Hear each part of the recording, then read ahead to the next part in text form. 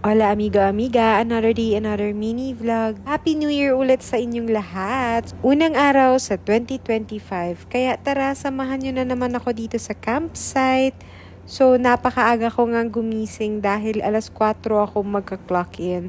Dahil nga wala na yung dalawa naming full time, sabay silang umalis. So short talaga kami ng staff. And casual yung makakasama ko ngayon, kaya hindi pwede na siya yung magbubukas ng office. Dahil kapag meron kaming mga baguhan na casual, hindi talaga nila alam kung ano yung mga process sa camp na to.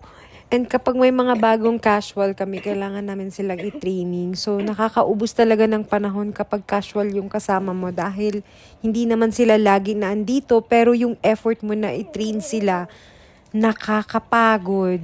Dito sa camp namin, meron talaga kaming mga full-time casuals. Kaso naka-on leave sila. Kaya wala kaming choice kumuha ng ibang casual. Dahil lahat ng casual dito sa company namin, paikot-ikot sila sa iba't ibang mga camp. Sa sobrang daming camp dito sa Australia, iba-iba yung mga sistema dahil iba-iba naman yung mga client.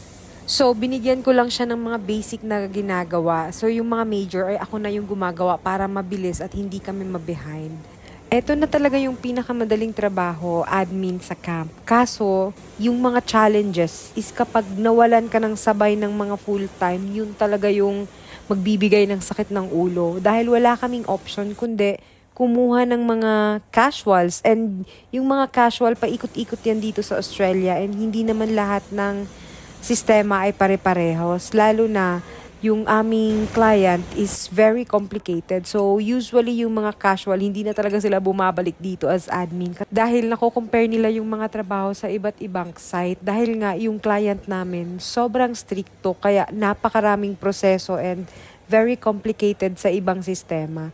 So yun, hindi bumabalik yung mga casuals. So sa nakaganda lang, kapag wala kami masyadong full-time, yung overtime ko unlimited talaga. Ako na lang talaga yung aayaw paminsan dahil nakakaubos talaga ng energy and power. O siya, hanggang dito na lang. Don't forget to follow for more vlogs. Thanks for watching. Bye!